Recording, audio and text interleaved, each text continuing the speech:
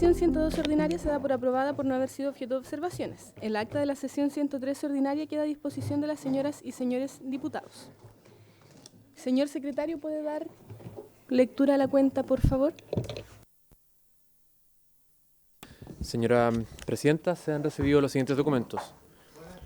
Un oficio del Secretario General de la Corporación, mediante el cual comunica que, a solicitud del diputado señor Daniel Manucheri, se acordó remitir a la Comisión de Relaciones Exteriores para su discusión, votación e informe el proyecto de ley que modifica la Carta Fundamental para determinar los principios de política exterior que debe observar el Presidente de la República en la conducción de las relaciones internacionales, correspondiente al boletín número 18.052-7, una vez que dicho proyecto sea despachado por la Comisión de Constitución, Legislación, Justicia y Reglamento. Y una carta de los diputados señores Cristian Lavé y Raúl Soto, mediante la cual comunica que han acordado parearse durante la presente sesión. Eso es toda la cuenta, señora Presidenta. Muchas gracias, señor secretario. Vamos a dar el punto varios para el final de la sesión, para que podamos dar inicio a la orden del día. Esta sesión... ¿Perdón? ¿Pide autorización? Tengo que pedir autorización primero para las personas que están conectadas vía telemática. ¿Nos dan la autorización de la...? Requiero la unanimidad. ¿Sí? ¿Hay unanimidad? Claro que sí, claro. Ya. La sesión tiene... Estoy dando la sesión, la orden del día. La sesión tiene por objeto abordar la situación en Venezuela y sus implicancias para el derecho internacional con la participación de la señora Paula Cortés, académica de la Universidad de Chile, directora del Departamento de Derecho Internacional, la señora Dorotea López, directora del Instituto de Estudios Internacionales de la Universidad de Chile, y el señor Jaume Ferrer Lloret, decano de la Facultad de Derecho de la Universidad de Alicante y experto en Derecho Internacional y de la Unión Europea, quien se encuentra con nosotros acá presente. Invitado, señora Paula Cortés, académica de la Universidad de Chile, directora del Departamento de Derecho Internacional, participa telemáticamente. La señora Dorotea López, directora del Instituto de Estudios Internacionales de la Universidad de Chile, asiste en su representación el profesor Federico Rojas de Galarreta, académico y especialista en relaciones internacionales. También participa telemáticamente. Y el señor Jaume Ferrer Lloret, decano de la Facultad de Derecho de la Universidad de Alicante y experto en Derecho Internacional y de la Unión Europea, está acá presente. Así que vamos a darle la palabra primero al señor Jaume Ferrer para que pueda comentarnos sobre este tema.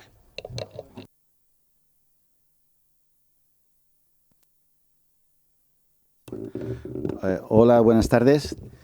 Lo primero, agradecer muy sinceramente la invitación para participar en esta sesión de la comisión. Es para mí un honor, una satisfacción estar hoy aquí. Yo voy a plantear muy brevemente cuál es la opinión que tenemos o que tengo como profesor de Derecho Internacional y Relaciones Internacionales sobre los últimos acontecimientos en Venezuela. Desde el punto de vista del derecho internacional, consideramos que la actuación de Estados Unidos, la intervención armada de Estados Unidos en Venezuela y la detención y posterior traslado del presidente de Venezuela, el señor Maduro, a Estados Unidos, constituye una violación flagrante del derecho internacional, constituye una violación clara, manifiesta, de la Carta de Naciones Unidas, tratado internacional del que es parte Estados Unidos, fue uno de los estados redactores de la Carta de Naciones Unidas, la Carta de San Francisco de Estados Unidos, en el año 45, en la que se prohíbe el uso de la fuerza en el derecho internacional y se establece la obligación de solucionar las controversias mediante medios pacíficos. Insisto que Estados Unidos y Venezuela son Estados miembros de Naciones Unidas, han aceptado ese tratado internacional y deberían cumplirlo, deberían cumplirlo. En la Carta de Naciones Unidas solo se prevén dos excepciones a esa prohibición general del uso de la fuerza, como es público y notorio. Por una parte, el derecho de legítima defensa frente a un ataque armado, supuesto que no se da en el asunto que estamos comentando. Es decir, Venezuela no ha protagonizado ningún ataque armado contra Estados Unidos. Por tanto, Estados Unidos no puede alegar ese derecho de legítima defensa previsto en el artículo 51 de la Carta de Naciones Unidas. Por otra parte, la otra excepción a la prohibición del uso de la fuerza prevista en la Carta de Naciones Unidas está contemplada en el capítulo 7º de la Carta, en el que se prevé que el Consejo de Seguridad pueda adoptar medidas para el mantenimiento de la paz y seguridad internacionales. Tampoco ha habido ninguna medida adoptada por el Consejo de Seguridad. El Consejo de Seguridad no ha aprobado ninguna resolución con la que se autorice esa intervención armada que ha protagonizado Estados Unidos en Venezuela. Por tanto, insisto, la intervención armada de Estados Unidos en Venezuela es una flagrante vulneración del derecho internacional, de la Carta de Naciones Unidas, de los principios estructurales del derecho internacional reconocidos en la Resolución 2625, Romanos 25, adoptada por la Asamblea General en 1970, en la que participó también Estados Unidos en su redacción y en su aprobación. Además, esa intervención armada ha supuesto vulnerar las normas de derecho internacional consuetudinario que reconocen la inviolabilidad y la inmunidad de jurisdicción absoluta ante los tribunales de terceros estados de los jefes de Estado en activo. Es una norma consuetudinaria aceptada por todos los estados del mundo, lo ha reconocido la Corte Internacional de Justicia, no hay ninguna excepción, la única excepción que se podría plantear es que un jefe de Estado sea juzgado por un tribunal penal internacional, pero obviamente tampoco se da en este supuesto en el que la decisión del presidente de Estados Unidos ha sido adoptada para que el señor Maduro sea juzgado ante los tribunales de Estados Unidos. En mi opinión, y muy en resumen, insisto, no cabe duda desde el punto de vista jurídico, desde un punto de vista técnico-jurídico, que Estados Unidos ha vulnerado los principios fundamentales del derecho internacional en vigor. Valoraciones políticas se pueden hacer muchas, En mi opinión también creo que es un precedente muy peligroso, muy criticable, es decir, que un Estado de forma unilateral, por su cuenta, se arrogue la competencia para derribar gobiernos, o al menos derribar a jefes de Estado en activo, creo que es un precedente muy peligroso y muy criticable porque estamos convirtiendo las relaciones internacionales en la ley del más fuerte. Eso no quiere decir que tengamos que apoyar a regímenes autoritarios como el de Venezuela, encabezado por Maduro. Es decir, eso no quita que el régimen autoritario de Maduro, responsable de violaciones graves de los derechos humanos, de cientos de presos políticos, de actos de tortura, etcétera, etcétera, merezca nuestro apoyo. Desde luego que no. Pero eso no justifica, insisto, las vulneraciones del derecho internacional y tampoco desde un punto de vista político que abramos la veda para que una gran potencia se decida cuándo hay que poner o quitar un gobierno o un jefe de Estado de carácter autoritario. Porque gobiernos autoritarios hay unos cuantos en todo el mundo, ¿verdad? Y, no sé, algún ejemplo muy conocido, por ejemplo, es el gobierno de Putin en la Federación de Rusia. Vamos a decidir, Estados Unidos va a decidir detener y secuestrar a Putin y llevarlo para que sea juzgado a Nueva York. Pues yo creo que no, ¿verdad? Es decir, las relaciones internacionales deben estar basadas en principios de cooperación, en la coexistencia pacífica entre los estados y no en actuaciones unilaterales de las grandes potencias. Así lo entiende el Gobierno de España y así lo entiende la propia Unión Europea. Este es un tema que en España pues, ha suscitado mucho debate también. En el seno de la Unión Europea ha habido declaraciones. La Unión Europea lleva años presionando al Gobierno de Maduro para que ponga fin a esa deriva autoritaria. La Unión Europea ha aplicado medidas de presión política y económica, ha aplicado un embargo de armas, ha congelado los fondos de los principales líderes de Venezuela, empezando por el propio Maduro y la propia Delcy Rodríguez, los fondos que puedan tener, el dinero que puedan tener, los recursos económicos que puedan tener en cualquier país miembro de la Unión Europea. Además, ha establecido la prohibición de que puedan viajar a los países de la Unión Europea. Además, ha aplicado también medidas de embargo contra sistemas de telecomunicación. Es decir, la Unión Europea y España, que es miembro de la Unión Europea, llevan años aplicando esas medidas de presión para tratar de poner fin a la situación de gobierno autoritario que en la que se encuentra Venezuela.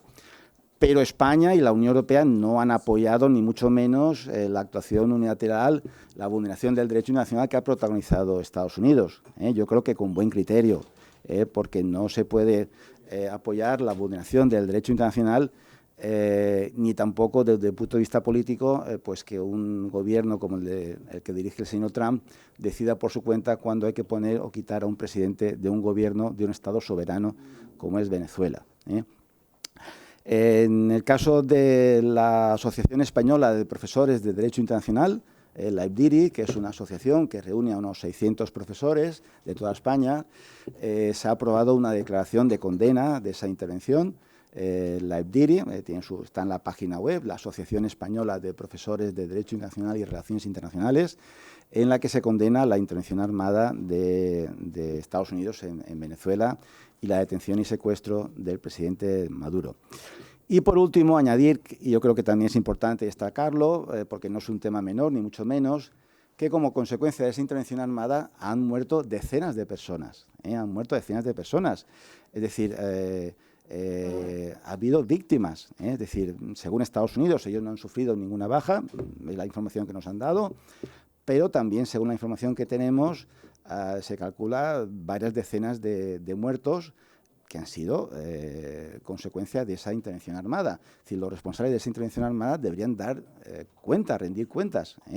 Ya sé que esto nos parece ahora mismo casi imposible, pero y acabo, si tenemos claro que el Estado de Derecho, es decir, la sujeción de todos los poderes al imperio del derecho, no solo debe regir a nivel interno, sino también debería regir a nivel internacional, es decir, que nadie escape a los principios del Estado de Derecho, que cualquier actuación, aunque la protagonice el gobierno de una superpotencia, esté sometida al imperio de la ley.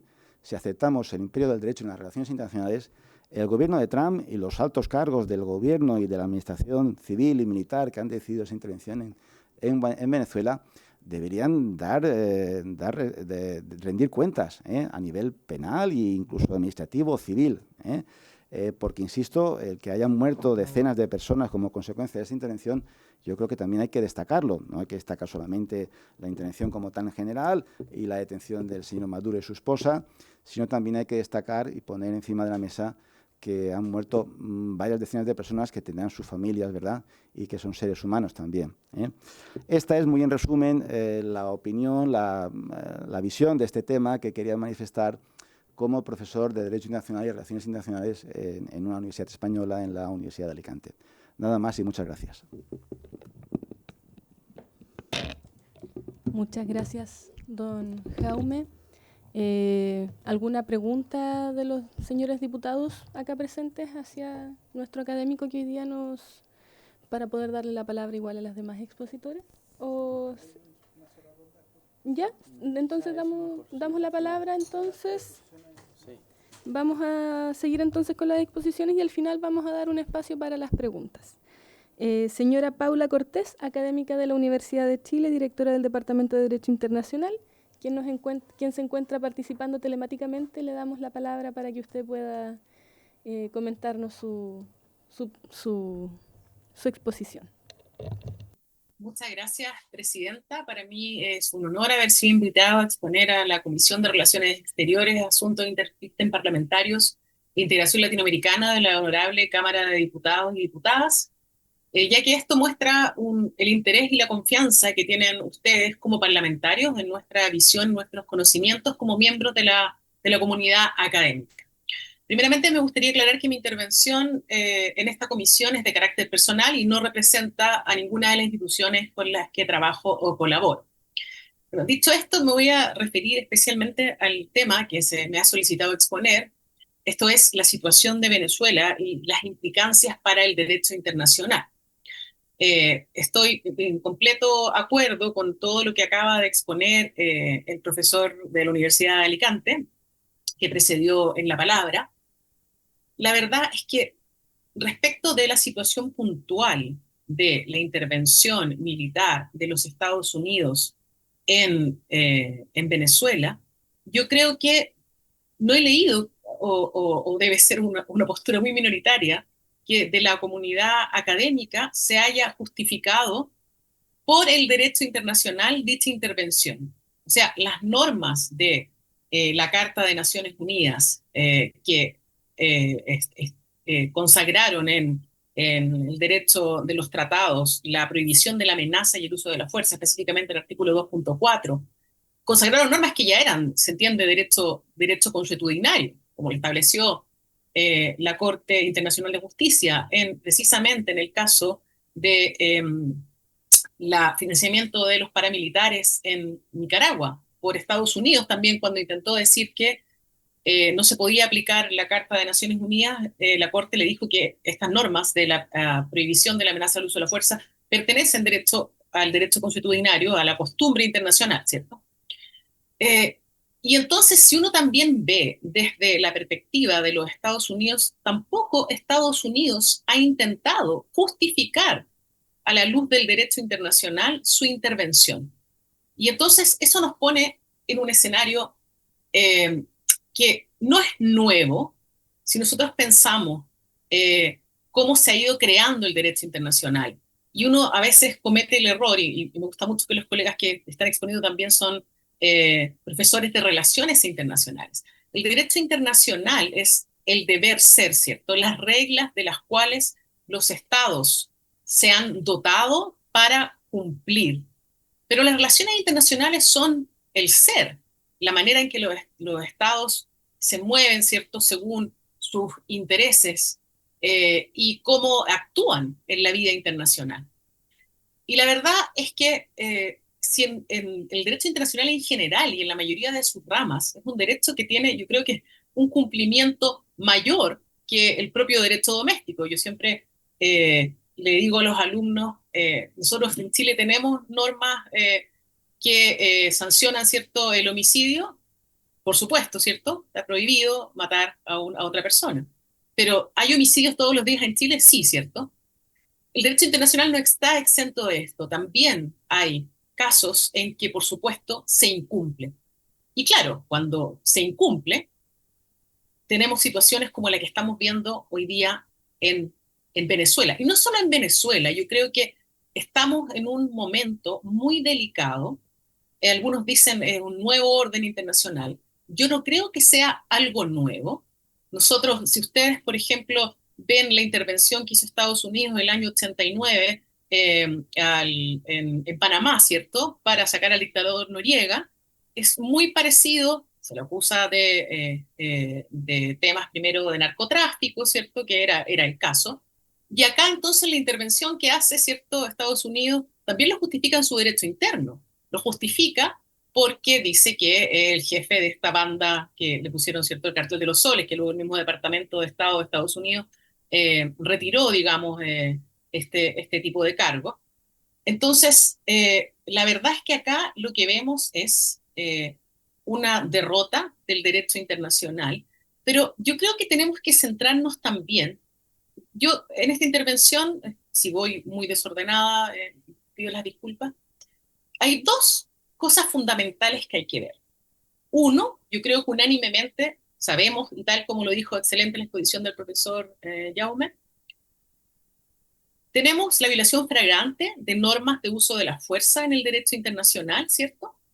Y es donde yo creo que hemos actuado muy bien como Estado. Chile ha tenido de manera consistente, diría yo, desde los años 90 en adelante, sin importar sus distintos eh, eh, colores políticos, una consistencia en el respeto del derecho internacional. Y yo leí por la prensa, muchos incluso integrantes que están hoy presentes, que no importando su color político, condenaron la violación al derecho internacional. Yo creo que eso es algo muy importante, que nuestro país se mantenga en la senda. Si nosotros, como el Estado que somos, ¿cierto? Nosotros no somos una gran potencia mundial. No podemos competir, digamos, con la fuerza de otras grandes potencias. Y nosotros lo único que nos queda es creer en las reglas internacionales, es creer en el derecho internacional y no tomar, digamos, celebrar algo momentáneo por alguna alineación ideológica, sino que tenemos que ser consistentes en pedir el respeto al derecho internacional, y para eso necesitamos más multilateralismo. Nosotros, donde yo veo que la primera derrota que hay acá del derecho internacional, lo leí en una columna a un profesor argentino cuando ocurrió esta intervención, tenemos una derrota como países latinoamericanos.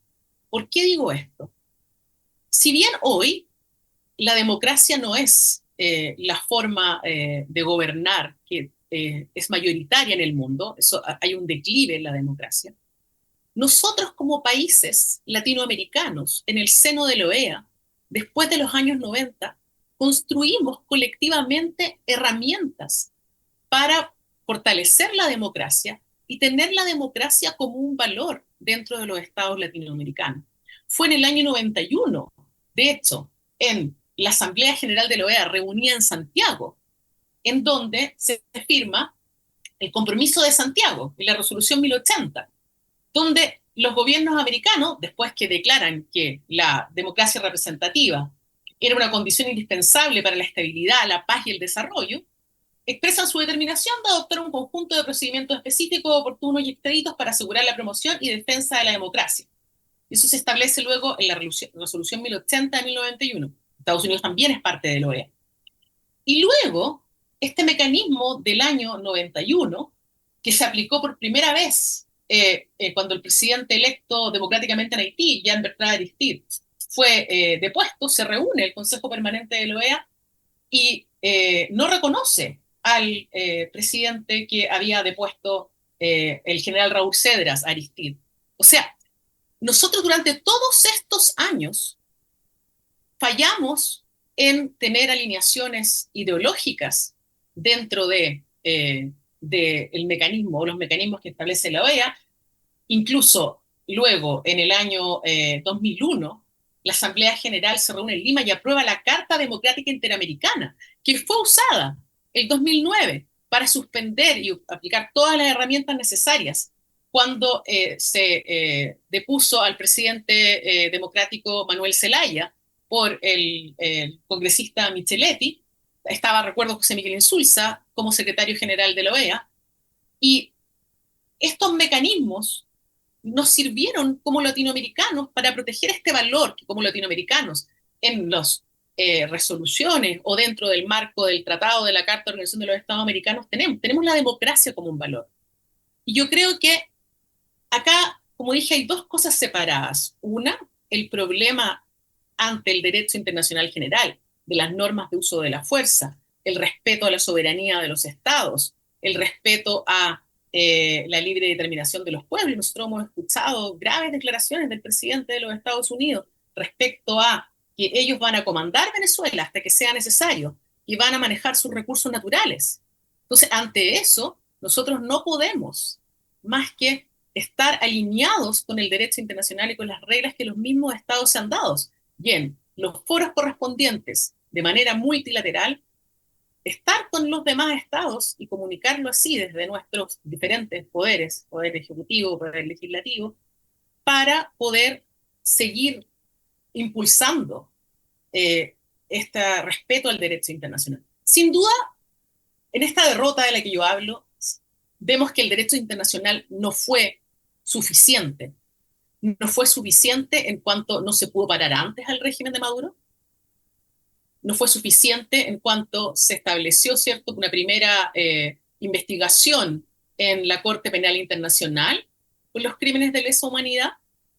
Recuerdo incluso se había nombrado como delegado experto, no me acuerdo el cargo específico, el profesor Claudio Grossman, y que él renuncia a ese cargo de honorem cuando el fiscal de la Corte Penal Internacional decide no hacer la acusación contra Maduro.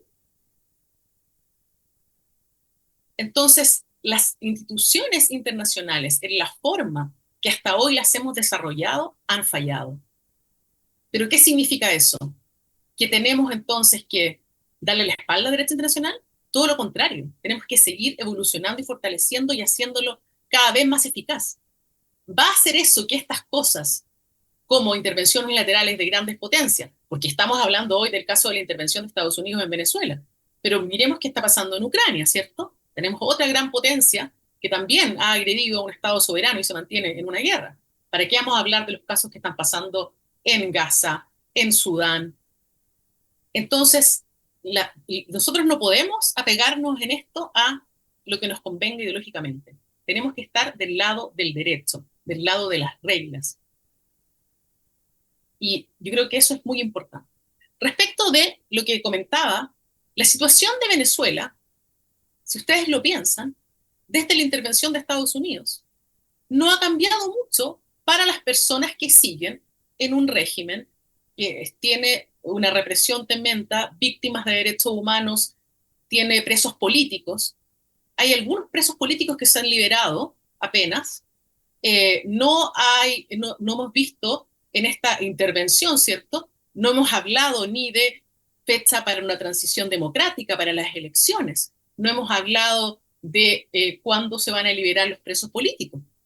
Eso no ha sido, no es parte de la mesa. O sea, uno podría decir, y como dije, injustificable ante el derecho internacional, bueno, en esta realidad que falló todo, está este Estado, ¿cierto? El Superman que quiere intervenir, pero ni siquiera estamos viendo eso. O sea, mientras yo terminaba de preparar esta intervención, veo que el presidente de los Estados Unidos sube una foto en que sale Estados Unidos con la bandera encima del mapa, Canadá, Groenlandia y Venezuela.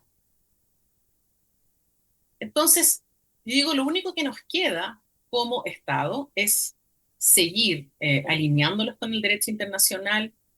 Espero que, así como desde el año 90 hasta ahora, hemos sido muy consistentes con este respeto al derecho internacional, no caigamos en un próximo gobierno en simpatías temporales con uno u otro Estado y que estemos siempre del lado del derecho. Hay pendientes en Naciones Unidas, UN80, reformas. Sabemos que la configuración de Naciones Unidas del año 45, nosotros todo lo que vemos en el derecho internacional hoy es fruto de el aprendizaje que supuestamente hizo la humanidad después de la Segunda Guerra Mundial, ¿cierto? 80 años tiene Naciones Unidas.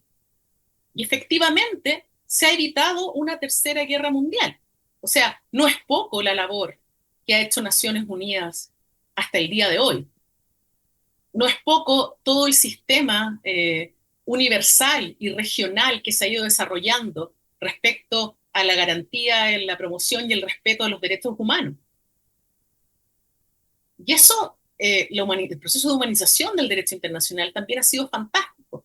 Pero estas son situaciones que nos ponen en esos momentos, ¿cierto?, en que tenemos que actuar con cautela, actuar con conocimiento, actuar de manera consensuada y ojalá buscando también este consenso respecto de otras naciones latinoamericanas. Chile es un país que es admirado dentro del concierto latinoamericano y Chile en esto podría seguir a través de herramientas diplomáticas, a través de los distintos foros de diferentes instituciones internacionales. Chile tiene que seguir abogando para que se produzca una transición democrática en Venezuela. Chile tiene las herramientas, nosotros somos o tenemos la experiencia de nuestra propia transición democrática. No me voy a meter en la ciencia política y los tipos de transiciones democráticas, si es pactada o no pactada, pero nosotros tenemos esa experiencia de una transición democrática exitosa y yo creo que tenemos que entonces ofrecer esa experiencia. Hay un libro fantástico que fue publicado el año 2024 que habla de estándares para una transición democrática en Venezuela, que lo publicó Tirant Leblanc, del profesor del Max Planck, Armin Bordani, y ahí hay distintos ensayos donde uno puede rescatar, digamos, algunas ideas para empujar esta transición democrática. Y sin duda, en eso va a ser muy importante la sociedad civil y la cooperación que reciba Venezuela desde el exterior. Porque yo veo que hoy estamos quiero decirlo, o sea, sin aminorar la violación flagrante del derecho internacional, respecto de la intervención armada en Venezuela. Yo no veo que la conversación hoy esté con este foco importante, con el foco de presionar para que se produzca una transición democrática progresiva ordenada en Venezuela. Entonces, yo creo que ese es un poco lo que yo quería comentarles hoy día y por supuesto estoy abierta a las preguntas que ustedes quieran hacer. Les agradezco mucho la invitación y, y les doy las gracias por darme este tiempo. Muchas gracias, Paula, por su exposición. Ahora nos va a acompañar el profesor Federico Rojas de Galarreta, quien está también conectado vía telemática. Le damos la palabra para que pueda iniciar su exposición también. Por la invitación y por el espacio. Quisiera aprovechar las interlocuciones que hicieron los profesores previamente y que definitivamente son más expertos en derecho internacional de lo que yo soy. Mi foco está en las relaciones internacionales y aprovechando la exposición que comparto plenamente en ambos casos, la interpretación que hacen del derecho internacional, para focalizarme en la política internacional de la situación en Venezuela. Y en particular quisiera tomar una postura teórica de las relaciones internacionales que se llama realismo, para focalizarme en lo que es en la situación de Venezuela y no lo que debería ser. Entonces, mi idea es partir por una breve relación de hechos para llegar a la situación de la relación de Estados Unidos con América Latina en general y con Venezuela en particular, para luego plantear algunos escenarios potenciales. Fuerzas de varias agencias de Estados Unidos capturaron a Nicolás Maduro y a su esposa el 3 de enero y los condujeron a Estados Unidos para enfrentar cargos federales. Luego de eso, el Tribunal Supremo de Justicia venezolano nombra a Delcy Rodríguez como presidenta interina y de esa manera garantiza continuidad institucional con la Constitución venezolana. Dentro de esos días, el propio presidente de Estados Unidos, Trump, declara, como mencionaba la profesora Cortés recién, que asumirá un rol directo en la administración de Estados Unidos, pero eso luego fue matizado por el secretario de Estado, Marco Rubio, el día posterior. En términos de la interpretación del derecho internacional, me parece que es claro, y ya lo mencionaron ambos profesores, no hay dobles interpretaciones respecto de la violación al derecho internacional que esta intervención implica. Ahora bien, ¿cuál es el escenario interno en Venezuela? Como mencionaba, Estados Unidos no parece haber apostado de manera inmediata a la transición democrática, no estaba dentro de sus discursos y buscó asegurar gobernabilidad y control de las Fuerzas Armadas. De esa manera se distancia del diálogo que tenía con la oposición venezolana al interpretar que no podía tener control de las Fuerzas Armadas, que eso podría generar un caos, y se reorienta hacia el diálogo con diferentes secciones del oficialismo en Venezuela. Hoy hay tres sectores oficialistas que se encuentran en una suerte de frágil equilibrio. Por un lado está Delcy y Jorge Rodríguez, ¿sí?, en el Ejecutivo y en el Legislativo, que tienen sobre todo voz de mando respecto del PSV. Diosdado Cabello, que tiene voz de mando respecto de los colectivos que están armados y la policía. Y por otra parte, Vladimir Padrino, que tiene llegada respecto del ejército. Es decir, eran tres sectores que podían garantizar de una u otra manera, con fortalezas y debilidades, control sobre las Fuerzas Armadas. Y las agencias de Estados Unidos, en particular la CIA, tenía una especial garantía respecto de que Delcy Rodríguez era la persona que, por un lado, garantizaba continuidad institucional y podía tener este control respecto de las Fuerzas Armadas. Pero el interés de Estados Unidos, por lo menos en lo discursivo, no se centró en un cambio de régimen, ¿sí?, sino en el acceso a los recursos naturales, en el caso de los nuevos contratos que la empresa Chevron retoma, y el desplazamiento de las potencias extrahemisféricas de la operación que tenían en el país, en particular China y Rusia, ¿sí? Venezuela es interpretada hoy por Estados Unidos como una amenaza directa a su seguridad nacional. De hecho, la forma en la que actúa el presidente Trump no es, le permite saltarse el Congreso, ¿sí? Lo hace por una suerte de bypass legal que tiene, y actúa en su calidad de comandante en jefe, ¿sí? No lo presenta como una guerra, sino como una operación de seguridad, ¿sí? La acción sobre Venezuela puede ser interpretada dentro de un contexto mayor, que es lo que me interesa desarrollar, de un repliegue táctico de Estados Unidos respecto del hemisferio occidental y que tiene que ser leída desde la nueva Estrategia Nacional de Seguridad. La Estrategia Nacional de Seguridad, la última versión que fue publicada hace aproximadamente un mes, reorienta la seguridad de Estados Unidos y prioriza nuevamente al hemisferio occidental, a las Américas, pongámosle el nombre que querramos, en el accionar de política exterior de Estados Unidos. Y dentro de ese sector del planeta se entiende que puede tener capacidad de acción en ciertas situaciones, sobre todo cuando hay interferencia de potencias extrahemisféricas. Entonces, ¿cómo interpretamos este accionar? Sobre todo como una de las primeras acciones de la nueva Estrategia Nacional de Seguridad. Pero en un contexto mayor, tenemos que entender este repliegue táctico en el marco de la competencia que tienen Estados Unidos y China, ¿sí? Y en este contexto, Estados Unidos desde el año 1950 en adelante viene en una constante declinación en sus capacidades materiales, ¿sí? El poder económico, militar que tiene, si bien sigue siendo el principal por lejos en términos del sistema internacional, la brecha respecto al segundo y tercer actor, China, Rusia o quien sea, se viene achicando, porque es un sistema internacional en el cual el poder se encuentra cada vez más fragmentado, ¿sí? Las potencias tienen, en términos comparativos, menos poder que el que tenían en 1950, 1960. No hay potencias que por sí solas puedan garantizar un orden. Entonces, Estados Unidos, en el contexto de la competencia con China, genera esta nueva estrategia de seguridad que implica una repriorización y un repliegue táctico respecto de la región que le genera más atención. Hoy tenemos más atención de Estados Unidos que la que teníamos hace 5 años y que por supuesto que la que teníamos hace 20 años. Y eso tiene aspectos positivos y negativos, ¿sí?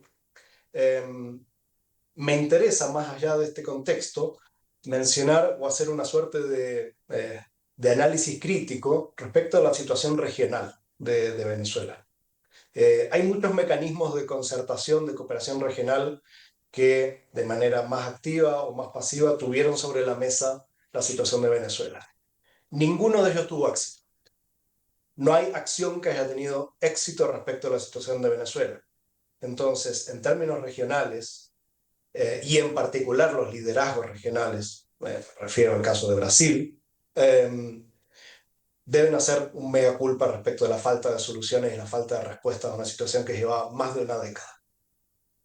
Tanto el Grupo de Lima como Prosur, como CELAC, como EA, que son foros que en su momento cumplieron roles en torno a la situación de Venezuela, tuvieron alcances en algún caso medianos, en algún caso muy escasos, pero ninguno pudo superar la presión diplomática ni lograr un resultado.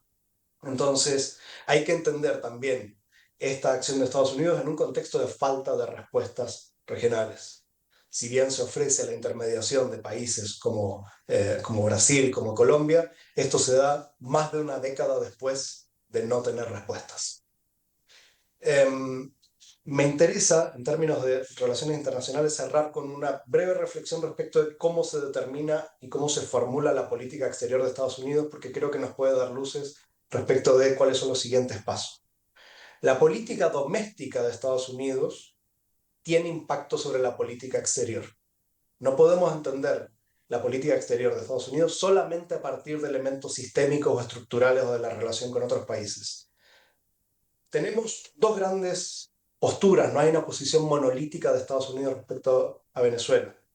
Por un lado tenemos al secretario de Estado, Marco Rubio, que es de una posición más cercana al neoconservadurismo, y dentro de esa posición más tradicional en el establishment de política exterior republicano de Estados Unidos, tiene una posición más abierta a la intervención en el globo en general y en el hemisferio en particular, ¿sí? Es quien ha liderado esta intervención en Venezuela y quien estaría abierto a continuar con intervenciones similares.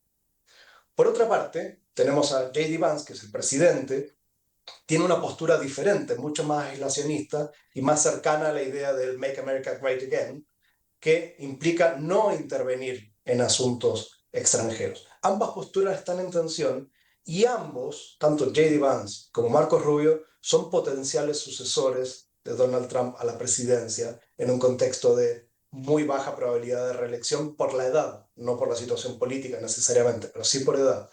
Entonces, estamos viendo dentro de la política exterior de Estados Unidos dos posturas. Hoy está primando la postura de Marcos Rubio con la intervención, pero no hay una postura monolítica.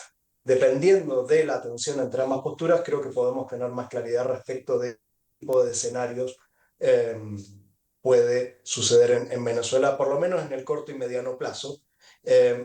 Para no extenderme mucho más, quisiera, si es que después tienen interés en revisar aspectos de la política exterior de Chile sobre Venezuela o sobre la relación con Estados Unidos, pero lo dejo para un segundo momento para no extenderme más y agradezco nuevamente el espacio que nos han brindado.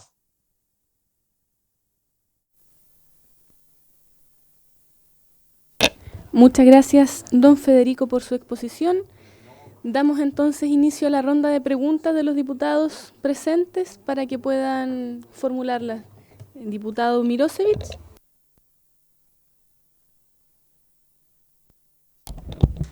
Bien, muchas gracias por las exposiciones de nuestros tres invitados. A ver, me gustaría que pudieran profundizar en esta idea de cuál es la razón de que Donald Trump haya sido tan descarnado en exponer que parte del objetivo principal era precisamente los recursos naturales, por sobre incluso los principios democráticos, que había sido siempre una justificación que Estados Unidos echaba mano cuando tenía un tipo de intervención de esta naturaleza. En este caso fue bastante descarnado. Yo tengo la impresión de que se trata precisamente de las cuestiones de política doméstica, como decía el profesor Rojas. ¿Cuáles son esas condiciones de política doméstica que hacen que Donald Trump le diga a los norteamericanos, a mí me importa el petróleo por sobre otras cosas? A ver si pueden profundizar en eso. Yo tengo mi propia visión al respecto. No creo que sea una torpeza, digamos. Algunos dicen, oye, pero ¿cómo reconoce? Yo creo que le está hablando al ciudadano norteamericano promedio. Bueno, lo segundo es que, si bien no cabe ninguna duda de que en 1945 en adelante este es el momento de mayor paz en la humanidad y en el momento de mayor prosperidad material de la humanidad, por lo tanto, hablar de fracaso del sistema internacional sería un poquito exagerado, digamos, en la fotografía larga de la historia. Sin embargo, es evidente que aquellos consensos que dieron origen a nuestro actual sistema ya tienen cierto límite y han sido sobrepasados por la realidad. Yo puedo compartir que se responsabilice a Brasil o a la OEA o quien sea, pero objetivamente hablando, estamos hablando de un grupo de personas que secuestraron un país. Y de eso no termina de ser responsable ni Lula, ni la OEA, ni la ONU, ni nadie. Eso es un secuestro de un país abiertamente de una dictadura militar. Entonces nunca existió las condiciones diplomáticas para una transición democrática. Entonces la pregunta es, el derecho internacional en ese sentido no tiene hoy día un instrumento, porque en el Consejo General de Naciones Unidas, que era la excepción que mencionaba el profesor, una de las dos excepciones, sabemos el bloqueo que existe, ¿no es cierto? Entonces, ¿cómo? Dejo la pregunta. ¿Qué reformas hay que hacer a los consensos que nos hemos dado y que nos han traído ya esta tremenda paz y esta tremenda prosperidad? Aunque, como dijo bien la profesora Cortés, no quiere decir de que sea que no existan este tipo de quebrantamientos, ¿no es cierto?, explícitos a los principios que se defienden internacionalmente. Entonces, bueno, dejo la pregunta. ¿Qué reforma habría que hacer? Y por último, Y bueno, ¿y cómo estas reformas pueden enfrentar también a esta... Yo estoy de acuerdo, no sé si estamos frente a un nuevo orden, quizás muy temprano para decir eso, pero al menos sí cómo enfrentar estas tendencias neocolonialistas que estamos comenzando a ver, o que están abiertamente, no tienen ningún aprecio ni apego por la democracia liberal, y eso es lo que se aprecia en Trump y en otros liderazgos internacionales. No tienen aprecio por esto que se ha construido globalmente. Bueno, por último dejo la pregunta sobre Groenlandia porque... ¿cómo lo ven? Sobre todo el profesor español. ¿Qué se conversa en Europa respecto de esto? Y en un escenario probable de que se levante la bandera norteamericana ahí, ¿cuál va a ser la reacción de Europa? ¿Qué pasa con la OTAN? Bueno, en fin. Gracias a los tres por las exposiciones. Muchas gracias, diputado Mirosevic. Diputado Undurraga. Muchas gracias, presidenta. Agradecer a los expositores, al profesor Jaume Ferrer, aquí presente, y estoy aquí en la punta, a los profesores allá, Paula Cortés y Federico Rojas, agradecerles la exposición. Contarles que nosotros nos reunimos cada cierto tiempo con el canciller en la Cancillería, donde tenemos una reunión un poco más distendida, y el día de ayer fue una de ellas. Y parte de la conversación, voy a poner el tema de fondo, naturalmente no el detalle, pero sí a propósito de eso hacerle una pregunta, es cómo orientar la política exterior de Chile hacia adelante dado el nuevo contexto, porque si uno simplifica las bases de una política exterior de un país, tiene que ver con principios y con interés. Y claro, nuestros principios está el derecho internacional, los derechos humanos, el multilateralismo, el libre comercio, por decir los principales, ¿no? Sin embargo, dentro del interés está en llevarnos bien con quienes son nuestros socios, fundamentalmente económicos, además de políticos. Y claro, ahí está China, Estados Unidos, Canadá, Europa y por supuesto tener una buena relación en el barrio. Y los problemas se presentan en dos dimensiones, ¿no? Cuando alguno de nuestros socios vulnera algunos de nuestros principios de forma considerable, lo hemos visto a propósito de lo que hoy día nos llama a la discusión, el caso de Venezuela. Eso ya es una situación. Pero más grave que eso es lo que eventualmente podría pasar. Hoy día Chile está bajo el radar, pero si esta disputa entre socios nos tensiona para tener que optar entre uno u otro, en vez de tener lo que ha sido hasta ahora nuestra política exterior de llevarnos bien con nuestros distintos socios, independiente de las tensiones que tengan entre ellos. Entonces, hago esta introducción para introducir la pregunta de ¿qué recomendarían? Si es que hay alguna recomendación posible para administrar esta tensión o orientar una política exterior que por un lado sea fiel a los principios y por otro lado no vulnere nuestro propio interés. No es simple cuando principios e interés puedan entrar en colisión producto de las cosas que señalaba. Esa es la pregunta a nuestros expositores. Muchas gracias, diputado Undurraga. Diputado Moreira, ¿tenía alguna pregunta? Bienvenido a todos los expositores. Muchas gracias por haber venido.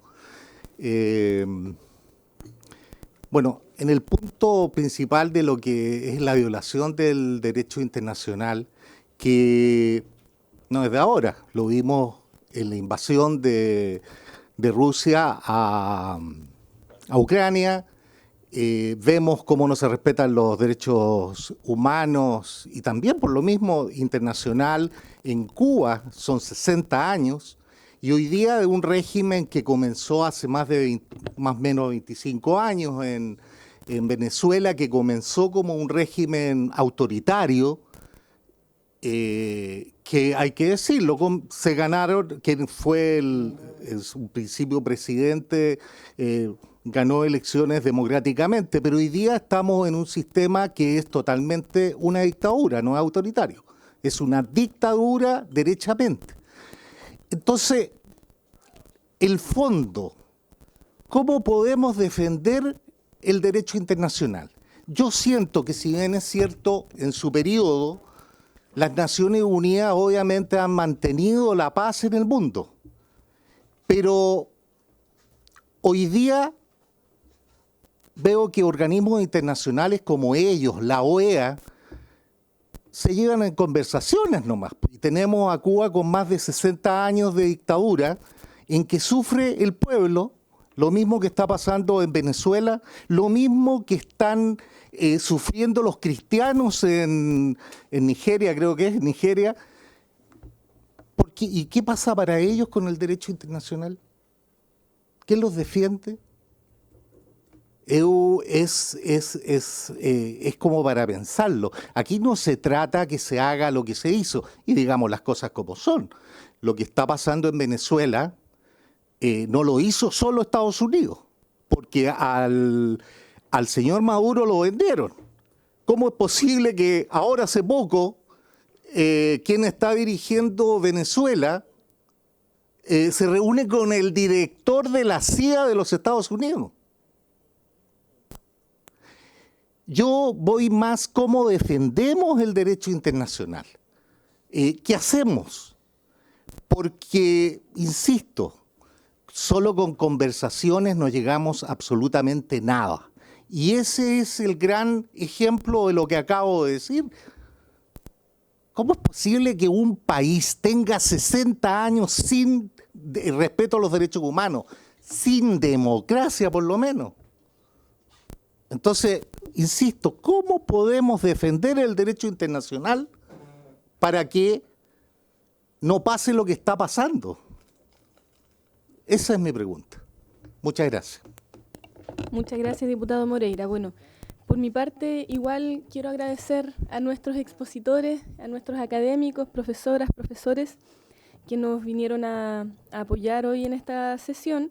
Y tengo dos preguntas que realizar. La primera es, ¿cuán peligroso es tanto para el sur global, pensando en Latinoamérica y nuestra región, así como también en el mundo, las acciones que hoy está tomando Estados Unidos, no solamente con respecto a Venezuela, sino también me sumo a la duda con respecto a Groenlandia, a las publicaciones desmesuradas que ha hecho el presidente Donald Trump en sus redes sociales, más que redes sociales, sus redes oficiales, de hecho, burlándose casi de una manera muy desproporcionada sobre aquellos países que dice que van a ser suyos. Entonces eso yo creo que igual pone de alguna manera en alerta a todos los países y los estados soberanos, porque nadie quiere que exista un intervencionismo militar como el que sucede hoy en Venezuela, pero también en otras partes del mundo. Entonces, este tipo de provocaciones, ¿qué tanto puede llegar a escalar hacia alguna eventual pugna que se pueda dar en el futuro, o que podamos ya estar viviendo y pueden estar pasando cosas que aún no lo sabemos? Y la otra duda que a mí me queda es ¿qué acciones pueden tomar hoy los organismos internacionales, tanto la OTAN, la OEA, bueno, ya se habló del Grupo de Lima, la CELAC, Prosur, entre otros, para poder tomar medidas concretas, no solamente con respecto a la invasión o a la pérdida de soberanía respecto de lo que hace Estados Unidos, al intervencionismo militar, sino también con aquellos países que están viviendo dictaduras, como lo fue el caso, o como lo es el caso de Venezuela, que es lo que estamos hablando, porque creo que igual existe la necesidad de poder saber cómo se posicionan estos organismos, hasta dónde está el límite que ellos pueden tener para poder accionar, y qué otro tipo de medidas podemos también tomar desde afuera, como ya sea desde este mismo Congreso, como parlamentarios, o apelar también al multilateralismo con otros países. Eso por mi parte. ¿Quién quisiera tomar la palabra? Quizás en el orden en que expusieron, la profesora Paula Cortés. Buenas tardes. Bueno, voy a tratar de ir respondiendo. Anoté, no sé si voy a responder a todas las preguntas. Empiezo con las preguntas del diputado Milosevich. La verdad es que yo creo que Donald Trump, él en sí es un personaje carismático, digamos. su personalidad misma. Ustedes, no sé si leyeron la entrevista que decía, yo no tengo que acogerme a la ley internacional, mis únicos límites son mi moral. O sea, está ante un personaje que cuando uno dice, yo puedo tener las mejores normas, pero si tú tienes un tomador de decisiones de esas características, la verdad es que no vas a poder contra él. Y si ustedes se dan cuenta, aquí dijo algo muy importante sobre política doméstica el diputado Milosevich. Estados Unidos está teniendo graves problemas domésticos. Hace poco se intentó, aparte de estas redadas migratorias, ¿cierto? Que murió una ciudadana estadounidense, digamos, no migrante porque era una ciudadana, digamos, blanca, ¿cierto? Nacida en Estados Unidos, que hay unas grandes protestas hoy en Minneapolis. Tenemos también que me parece que el Senado de Estados Unidos intentó sacar una resolución, pero luego hacer una ley para poder parar los poderes exteriores de Estados Unidos de intervenir en Venezuela, y le faltaron 3 votos, que recordemos que Donald Trump no solo tiene la suerte de haber ganado, sino que además tiene mayoría en el Congreso. Pero ya muchos senadores y representantes, no tanto más en los senadores que en la Cámara de Representantes, han criticado a Trump, por ejemplo, en esta guerra contra el narcotráfico, que fue su argumento, digamos, para intervenir en Venezuela, que se indultó al presidente que fue condenado por 45 años, el expresidente hondureño, si no me equivoco, de apellido Hernández. Y en el fondo, Juan Orlando Hernández, exacto, se cae el argumento de, sí, los tribunales estadounidenses, separación de poderes, cierto, esencial en el Estado moderno, condenaron a Juan Orlando Hernández por unanimidad a 45 años de cárcel porque estaba manejando un narcoestado, un expresidente hondureño, que fue entonces indultado por Donald Trump. ¿Cuál es entonces el verdadero argumento de la persecución del narcotráfico?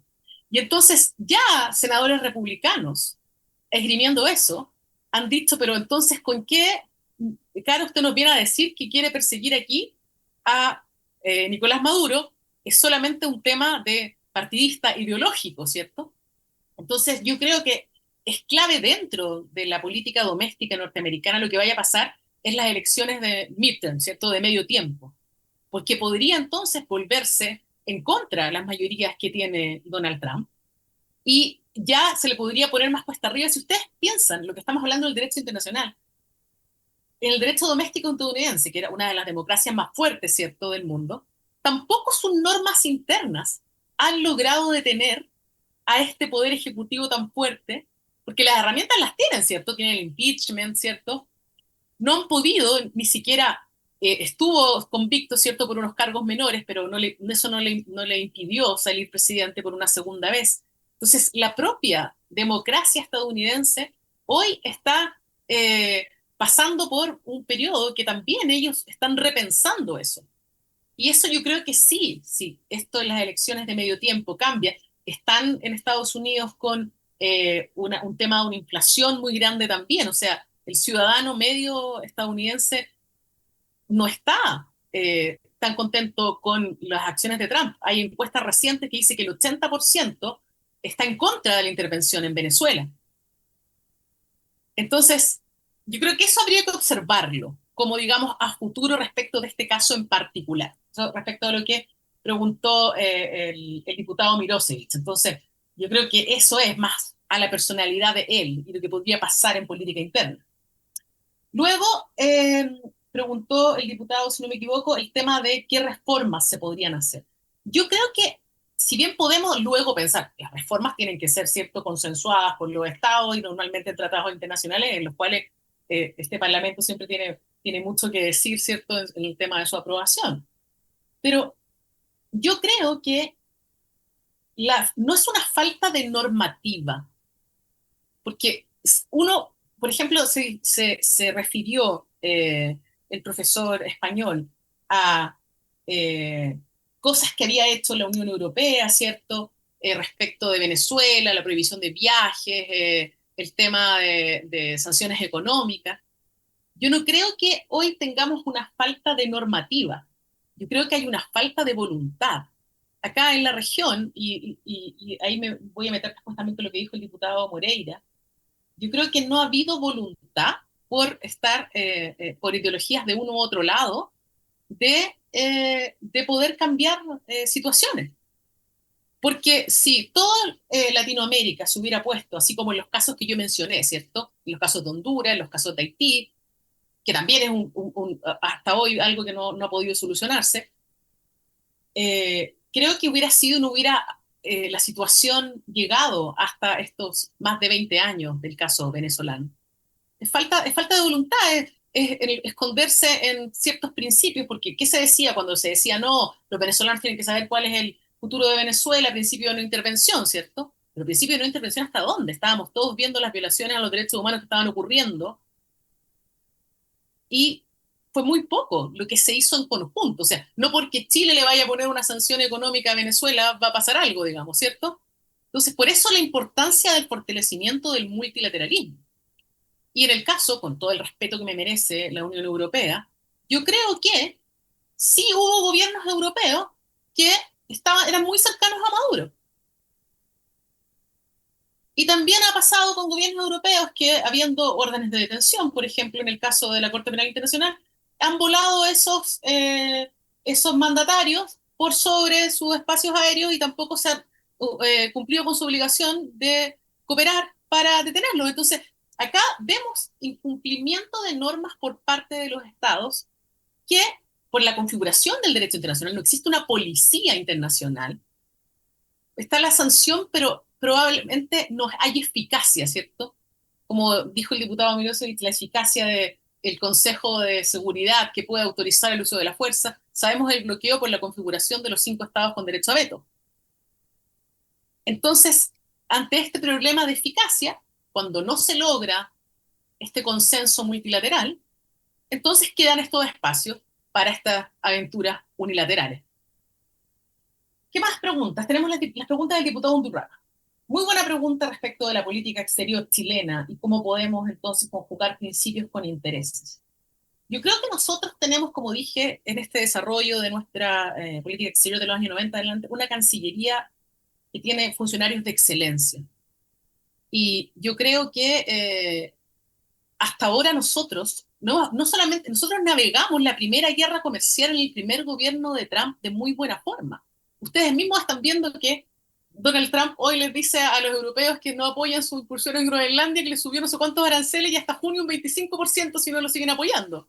Cuando nosotros sabemos que otro problema de configuración, que cuando se firma el tratado, ¿cierto?, para la creación de Marrakech de la OMS, todos los estados hubo un consenso, ¿cierto?, en que íbamos a los aranceles cero, ¿cierto?, y un mecanismo de solución de controversia. Pero no se nos ocurrió que el nombramiento, o yo creo que a alguien se le ocurrió, no estuvo el consenso por otra cosa, en el nombramiento de su tribunal de apelación había que haber unanimidad. Y entonces está paralizado hoy este gran mecanismo que tenía la OMC, que tenía, como decimos en derecho internacional o como decimos los profesores, tenía dientes, se podía hacer retaliaciones legales, ¿cierto?, autorizadas por la OMC. Funcionó fantásticamente por 20 años. Y ojo, hay que decir que esto no empezó en el gobierno de Donald Trump, el tema de no nombrar, empieza de mucho anterior, de Barack Obama, cuando Estados Unidos no le empezó a gustar perder los casos ante la OMC. Entonces, no nos centremos solamente en los problemas que hoy tenemos con Donald Trump, sino que, como dijo Federico, hay algo ahí de cuál es la política exterior norteamericana, de su interpretación hoy del mundo. Y yo lo que le diría al diputado Undurraga, yo creo que Chile tiene que seguir intentando navegar como lo ha hecho. Yo intentaría no alinearme con ninguno de nuestros principales socios comerciales, que en este caso son las potencias más grandes del mundo. Yo seguiría explorando. Nosotros somos uno de los estados que tiene las mayores redes comerciales del mundo, y seguimos buscando más con mercados con India, y seguimos buscando mercados con los países árabes. O sea, nosotros tenemos que seguir diversificándonos, intentar no depender. Tenemos una dependencia gigante, lo sabemos, ¿cierto? pero tenemos que intentar seguir en esa senda para que nuestra dependencia no sea tan grande como lo es hasta hoy, de uno u otro socio. Y respecto de esta misma política exterior, yo creo que es muy importante también tener un cuerpo diplomático sólido. Y la mayoría sí es muy importante los diplomáticos de carrera, pero también que los nombramientos diplomáticos que siempre han existido de confianza, ¿cierto?, del Ejecutivo, sea gente que tenga experiencia política y que pueda entonces realmente hacer esos nexos. Esos nexos son muy importantes. Yo creo, no todos ustedes tienen que pensar que, lo que dije en la intervención, no todo empieza ni termina en el derecho. Hay otros mecanismos, porque si uno cree que todo empieza y termina en el derecho, entonces sería el mundo, ¿cierto?, ideal. Mira, mira la norma que tengo, la constitución fantástica que tengo y todo, pero los países no funcionan, o las mismas relaciones internacionales, solamente por el derecho. Y en eso la diplomacia tiene un rol fundamental. Así que yo recomendaría seguir navegando de la manera que lo hemos hecho hasta ahora. Y ojalá, todavía no sabemos los nombramientos que van a haber, el canciller o sus asesores tengan eso también en cuenta. Que tampoco, no solo la Cancillería tiene que tener una visión comercial, tiene que tener una visión política, estratégica con todos los socios. Luego tengo las preguntas, si no me equivoco, de la presidenta Ñanco, que respecto de este peligro que es para el sur global la intervención del presidente Trump, o qué peligro. Profesora, disculpe, Dígame. lo que pasa es que tenemos acá al profesor Jaume, que ya se debe ir, Retirar, no, así que ningún problema. podemos Sí, acotar. sí, un minuto. Y en ese sentido yo creo que el peligro, más que solo para Latinoamérica, por eso que es lo principal del multilateralismo. Yo creo que hoy, lo puede decir el profesor ahora, los europeos, de cierta manera despertaron, porque dijo, mira, mientras no se meta con nosotros, estaban todos muy aguantándole todas las cosas a Trump. Yo siento un poco eso. Y cuando empieza a pasar esto ya de Groenlandia, es cuando la cosa se pone seria, ¿cierto? Y yo creo que es fortalecer el multilateralismo y abogar por este respeto al derecho internacional, como preguntó y cerró con esto el diputado Moreira respecto de entonces qué podemos hacer para fortalecerlo. Sin duda, no creo que haya una receta, una bala de plata, digamos, pero multilateralismo, más conversaciones, más posibilidades, igual como pasa en el derecho interno, de estas cosas hay que aprender, algo tiene que salir, ¿cierto? Así como el mundo en cosas que sí ha avanzado, hace poco entró en vigor, que Chile es parte de un tratado específico para el cuidado de los fondos marinos que antes no existía, ¿cierto?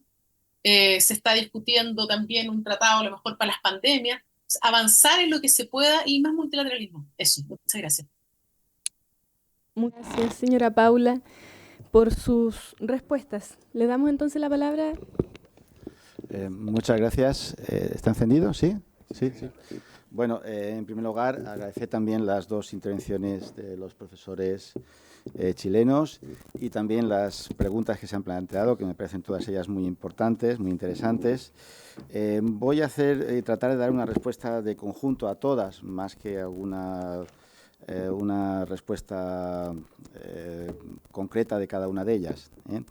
Empezando casi por lo último, intentar predecir las políticas exteriores de Trump, yo creo que es un ejercicio muy arriesgado, es muy arriesgado. Trump hace un año dijo que iba a acabar con la guerra de Ucrania en una semana y parece que no lo ha conseguido, con lo cual es difícil hacer previsiones. Claro, aquí hay un dato fundamental. Trump está en el segundo mandato. Yo creo que esto se nota mucho. Como ha comentado la profesora, la situación de política interna de Trump pues, es muy distinta ahora mismo. Yo creo que está muy tranquilo, segundo mandato, tiene casi 80 años, también hay que decirlo. Yo creo que no le preocupa mucho lo que pueda ocurrir en los próximos años con su carrera política, ¿verdad? Yo creo que no. Esto explica que dentro de esa actitud pues provocadora y que vulnera el derecho internacional en bastantes ocasiones, haya planteado que tiene pretensiones sobre Groenlandia. Yo no sé qué va a ocurrir. Yo sé lo que están haciendo los países europeos, están enviando tropas a Groenlandia. no para hacer una guerra contra Estados Unidos, sino para demostrar con hechos que apoyan a Dinamarca y que Groenlandia forma parte de Dinamarca y que Estados Unidos no tiene ningún derecho a quedarse con Groenlandia. Yo espero que al final impere el sentido común, se llegue a algún tipo de acuerdo, que puede pasar por que las empresas de Estados Unidos puedan trabajar allí y que el asunto no vaya más, entre otras cosas porque, como se ha comentado, Dinamarca es miembro de la OTAN, igual que Estados Unidos. Sería una situación ya muy, muy complicada. Si entre los propios Estados miembros de la OTAN no hay acuerdo, no se llevan bien, pues tendríamos una situación muy complicada. Y esto lo enlazo con una consideración de carácter general. Yo llevo algunos años hablando de un nuevo orden internacional. Yo no veo ningún orden internacional por ningún lado. Como se ha dicho antes, ya tuvimos una intervención armada en Panamá en el 89. Hay otra que, bueno, es mucho más grave por la entidad, ¿no? Que fue la intervención de Estados Unidos en Irak en 2003, con el apoyo de algunos estados, ¿verdad? Entre ellos el gobierno español de aquel entonces, ¿verdad? Ahí no hubo política exterior de la Unión Europea, no existió la Unión Europea en ese tema. ¿Por qué digo esto? Porque la experiencia demuestra que esto de que con el uso de la fuerza podamos quitar y poner gobiernos, la experiencia demuestra que esto no funciona bien. El uso de la fuerza no es un instrumento que haya dado buenos resultados. La situación en Irak es un auténtico desastre. Llevan así 25 años. El desastre humanitario, la cantidad de gente que ha muerto, el dinero que se ha invertido allí, es un auténtico desastre. Lo mismo ha pasado en Afganistán. Por tanto, yo no veo ningún nuevo orden internacional. Luego está la intervención de Rusia en Ucrania. Es decir, el hecho de que las grandes potencias se aprovechen de su capacidad militar para dejar de lado el derecho internacional y atacar a estados más débiles es algo que ha pasado siempre, no es ninguna novedad. Hay otro tema del que no voy a referirme, pero que no deberíamos olvidarnos, ¿no? De los 8.000 millones de personas que hay en el planeta, hay unas 2.000 que se están muriendo de hambre, y esto casi ya ni le damos importancia ni nos preocupa. Por eso digo que ese nuevo orden internacional yo no lo veo por ningún sitio,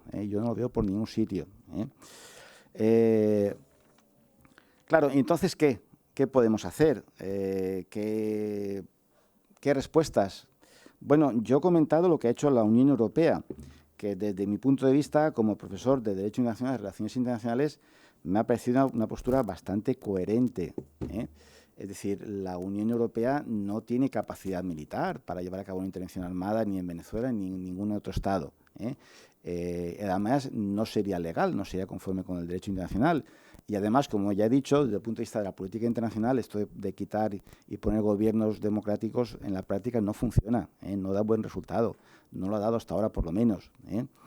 Entonces, lo que ha hecho la Unión Europea es, de conformidad con el derecho internacional, pues ha aplicado medidas de presión política y económica. A partir de ahí, lo que hagan los venezolanos es asunto suyo. Es decir, no vamos a mantener relaciones estrechas con un gobierno autoritario o dictatorial, como queramos llamarle. Vamos a congelar los recursos que tengan las personas con nombres y apellidos, si es que tienen dinero, recursos en países europeos. No les vamos a dejar viajar a un país europeo. No vamos a vender armas ni material de doble uso para la represión en Venezuela, y con eso ejercemos cierta presión política y económica. No cerramos todas las relaciones económicas y comerciales, porque esto igual seguramente lo que sería perjudicar a la propia población de Venezuela. No tendría sentido. Entonces yo creo que es una postura bastante firme, bastante coherente y dentro de la capacidad de actuación que tiene la Unión Europea como tal. En este caso ha funcionado, yo en mi opinión, bastante bien. En otros no se ha hecho nada con relación a Palestina, no se ha hecho nada con relación al Sáhara Occidental, porque no ha habido acuerdo entre los 27 gobiernos de los 27 Estados miembros. Pero en el caso de Venezuela yo creo que es una postura bastante coherente, igual que la que se mantiene con relación a Nicaragua, por ejemplo. Igual que la que se mantiene con relación a Nicaragua. Igual mucho más no se puede hacer. Igual mucho más no se puede hacer. Es decir, España tuvo una dictadura durante casi 40 años, después de 1945, con la Carta de Naciones Unidas en vigor. Y al final tuvimos que ser los españoles los que tuvimos que adoptar medidas y buscar esa transición democrática. Es decir, el derecho internacional y los organismos internacionales nunca han tenido esa capacidad para reconstruir sistemas democráticos y hacer cambios democráticos. Han tenido cierta capacidad de presión política y económica. ¿Por qué digo esto? Bueno, en el caso de Venezuela, pues volviendo a la Unión Europea y a España, además de esas medidas de presión contra el gobierno dictatorial de Maduro, pues se ha condenado la intervención armada de Estados Unidos. Yo creo que es correcto desde un punto de vista jurídico y político. El precedente me parece muy peligroso, no es una cuestión meramente técnico-jurídica. Es decir, que las grandes potencias puedan decidir quitar y poner gobiernos. Yo creo que es la ley de la selva, es muy, muy, muy peligroso y muy arriesgado. Y no hay que hacer ninguna excepción. Yo creo que si abrimos ese melón, no sabemos hasta dónde vamos a llegar. Claro, la Unión Europea y España vamos a hacer la guerra contra Estados Unidos. No, ¿verdad? Eso no. De hecho, España condenó la intervención de Estados Unidos en Venezuela. Pero España tiene bases militares de Estados Unidos en su territorio desde hace muchos años. Estamos en la OTAN con Estados Unidos y tenemos bases militares en Rota y en Jerez de la Frontera, en España. Allí es la entrada de toda la aviación de Estados Unidos en el Mediterráneo. Es decir, que esto también hay que decirlo. Es decir, porque condenemos esta intervención armada, se pone fin a todas las relaciones políticas, económicas y comerciales con Estados Unidos. No, oiga, no. Mantenemos al menos formalmente una postura coherente. Si hay una votación en la Asamblea General, pues también votaremos a favor de condenar la intervención armada, o si hay alguna reunión en el Consejo de Europa, no en la Unión Europea solo, sino en el Consejo de Europa, donde están 46 Estados miembros del Consejo de Europa, casi todos los Estados europeos menos Rusia y Bielorrusia. Pues ahí también mantenemos una postura comprometida ¿con qué? Con el derecho internacional, la democracia, el Estado de Derecho y el respeto a los derechos humanos. Y yo creo que hasta ahí podemos llegar. ¿Qué haría falta para ir más lejos?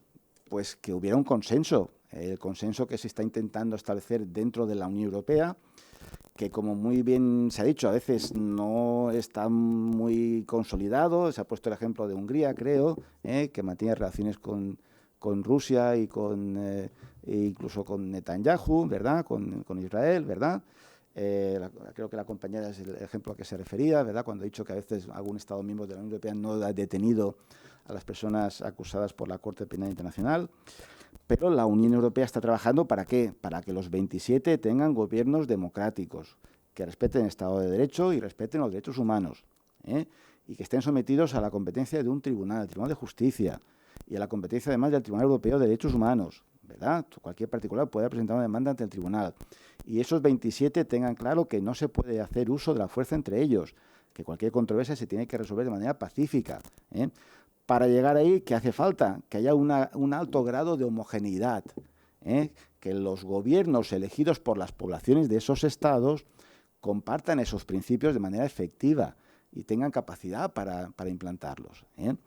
Claro, esto trasladarlo a nivel universal ahora mismo parece muy complicado, ¿verdad? Con un gobierno, yo creo que ese sí que es dictatorial absolutamente porque asesina directamente a sus opositores como el de Rusia, o como la dictadura más grande del mundo, que es China, ¿verdad? O como un gobierno, en fin, estrambótico, vamos a llamarlo así, como es el de Trump, ¿verdad? Ese consenso ahora mismo parece imposible de alcanzar. Y parece imposible que se llegue a ese consenso entre los 193 Estados miembros de Naciones Unidas. Es muy difícil que los 5 miembros permanentes renuncien a su derecho de veto en el Consejo de Seguridad. Parece imposible. ¿Qué se puede hacer? Yo tampoco vengo aquí a decir a Chile cuál debe ser su política exterior, pero creo que el ejemplo de la Unión Europea, yo creo que es la línea a seguir. Profundizar en las relaciones dentro de la OEA, de la Organización de Estados Americanos, tratar de consolidar esos principios de democracia, Estado de Derecho y derechos humanos, apoyarlo en un desarrollo de las relaciones económicas y comerciales, hay que hacer negocios, es la mejor manera de llevarse bien entre todos los países, ¿verdad? Y mantener posturas coherentes cuando se vulneren esos principios, cuando hay un régimen dictatorial o que vulnera el derecho internacional. ¿Qué es lo que trata de hacer la Unión Europea? No es que sea perfecto ni maravilloso, hay dificultades, hay problemas. He mencionado los ejemplos de Palestina, que ha sido una vergüenza, un desastre, en mi opinión. Pero se está trabajando en esa dirección, y yo creo que hasta ahora es el experimento el proyecto que mejores resultados ha dado en todo el mundo, creo yo. Pero ya digo, es difícil que podamos resolver todos los problemas que hay en muchos estados que tienen regímenes dictatoriales. Yo creo que por lo menos mantener una postura coherente, no venderles armas, no venderles material de doble uso para represión interna, no tratarlos como si fueran héroes y no permitir que vengan a visitarnos los líderes de ese país. Ese tipo de medidas por lo menos sí que podemos mantenerlas y ser mínimamente coherentes. Y a partir de ahí se pueden hacer más cosas. Se pueden dar becas para que estudiantes de ese país vengan a estudiar a nuestro país y formarlos, ir creando sociedad civil, ayudar a los partidos democráticos con dinero, no enviándoles armas, con dinero, ¿verdad? Por supuesto, darles protección internacional a las personas que huyan de ese país por motivos políticos. Y se pueden hacer muchas cosas, pero lo que ha hecho Trump no. Lo que ha hecho Trump yo creo que no. Y bueno, no sé si he contestado alguna de las preguntas que se me ha planteado, pero yo creo que esto es lo que quería decir. Muchas gracias. Muchas gracias, profesor Jaume, por sus respuestas y por su exposición. Muchas gracias. ¿Cómo? Sí, le damos exacto, si se quieren retirar, pueden hacerlo. Muchas gracias. No, muchas gracias a ustedes por participar en nuestra comisión. Y bueno, le dejamos entonces la palabra a don Federico Rojas para que pueda complementar. Voy a intentar referirme a las preguntas siguiendo un cierto orden. Parto por la pregunta del diputado Milosevic respecto a la política doméstica. Creo que hay que entender más allá de la política electoral que mencionaba previamente y la competencia entre sectores dentro del gobierno de Estados Unidos, que Estados Unidos produce primordialmente hoy crudo liviano que no necesita mayor refinamiento. El crudo que produce Venezuela es un crudo pesado y Estados Unidos tiene una subutilización de sus refinerías de crudo pesado. Por lo tanto, la verdad es que el acceso a ese tipo de crudo es un negocio relativamente simple y rápido que le permite mejorar cierto sector productivo que tiene dificultades, está en una situación política compleja, como mencionaba la profesora Cortés previamente. Entonces, se entiende electoralmente desde un punto de vista y también desde el punto de vista del desarrollo productivo de ciertas zonas del país que se encuentran en dificultades. Hago un salto respecto a la pregunta de la presidenta Ñanco respecto a qué tan peligroso es lo que hace Estados Unidos. Para países pequeños o medianos es muy peligroso porque los países pequeños y medianos dependen de las reglas, ¿sí? De un orden basado en reglas para poder subsistir. No pueden subsistir por la fuerza como sí lo hacen las grandes potencias. Ahora bien, tenemos que pensar en lo que mencionaba antes. El orden de la segunda posguerra fue creado con la visión que tenía Estados Unidos del sistema internacional y crea el sistema de Naciones Unidas, las instituciones de Bretton Woods, en base a cierta idea, y eso le implicó a Estados Unidos beneficios y también costos. Y hoy estamos viendo que no tiene intención de asumir los costos del mantenimiento de ese orden liberal internacional que tuvo, porque tiene la percepción de que está perdiendo con ese orden de manera sistemática y está pidiendo a otros que asuman esos costos. Ahora bien, lo que vemos, y mencionaba antes, me interesa que nos focalicemos más que en coyunturas inmediatas, en tendencias estructurales un poco más amplias. Es esta declinación de las capacidades materiales de las grandes potencias y una fragmentación del poder. Por lo tanto, Estados Unidos hoy no puede hacerse cargo de este orden internacional, pero no hay otro Estado que pueda hacerse cargo tampoco, ¿sí? No hay un reemplazo inmediato, llámese China, llámese Rusia, llámese Sudáfrica, Brasil, quien sea. Entonces, estamos entrando a un orden internacional que es más fragmentado y por lo tanto la implicancia que eso tiene es que el sistema multilateral probablemente se vea afectado negativamente. ¿sí? No vamos a ver en el corto plazo un relanzamiento del sistema multilateral, sino creo todo lo contrario. ¿Qué pueden hacer los organismos internacionales en este caso? Los organismos internacionales son lo que los estados quieren que sean, ni más ni menos. Si los estados quieren que tengan más facultades, tendrán más facultades. Si quieren que tengan menos facultades o que no se muevan, no se moverán. Entonces, la acción no depende tanto de las burocracias de los organismos internacionales, sino de la voluntad de los estados. Y si queremos tener algún tipo de injerencia respecto de eso, son las poblaciones internas de esos estados las que podrán o no presionar en una dirección, ¿sí? Y presionar y elegir a representantes que vayan en una dirección o en otra. Pero tenemos el problema de que tenemos un sistema internacional fragmentado, ¿sí? Donde probablemente vayamos en dirección hacia varios órdenes donde predomina la influencia de uno u otro estado. En nuestro caso es clara la zona en la que estamos, ¿sí? Si bien nosotros tenemos como principal socio comercial a China y que segundo socio comercial a Estados Unidos, estamos claramente en una zona de influencia de las Américas que Estados Unidos reclama como parte de su órbita. Entonces, dentro de la pregunta de qué hacer con la política exterior de Chile, que mencionaba el diputado Undurraga, hay varias opciones, ¿sí? De acuerdo a la teoría. Uno podría alinearse con alguna de las potencias, uno podría, de cierta manera, hacer lo que se conoce en la literatura como hedging, que es estar entre medio, ¿sí? E intentar sobrellevar la relación entre ambos como una suerte de punto medio. O podría resistir, ¿sí? Como ir contra la voluntad de alguna de estas potencias. No creo que haya una respuesta, sino que esa es una pregunta que se tiene que responder con información concreta desde el gobierno y de manera empírica, caso a caso, para entender qué costos y qué beneficios tiene cada una de esas decisiones. Creo que en algunos casos habrá alineamientos, en otros casos habrá posiciones intermedias, pero que se tiene que evaluar caso a caso de acuerdo a los intereses de Chile, ¿sí? Los principios están claros, son constantes, esos no varían. Los intereses están medianamente claros, pero es una respuesta más que normativa, ¿sí? Que debiéramos hacer esto. Se tiene que calcular y evaluar costo y beneficio de cada una de esas decisiones. Porque en definitiva, y esto es un punto que creo que es importante, la política exterior de Chile tiene que servir a Chile. Es para el desarrollo de Chile. Entonces, tiene que ver qué costos y qué beneficios le traen una opción u otra opción. Eso para cerrar.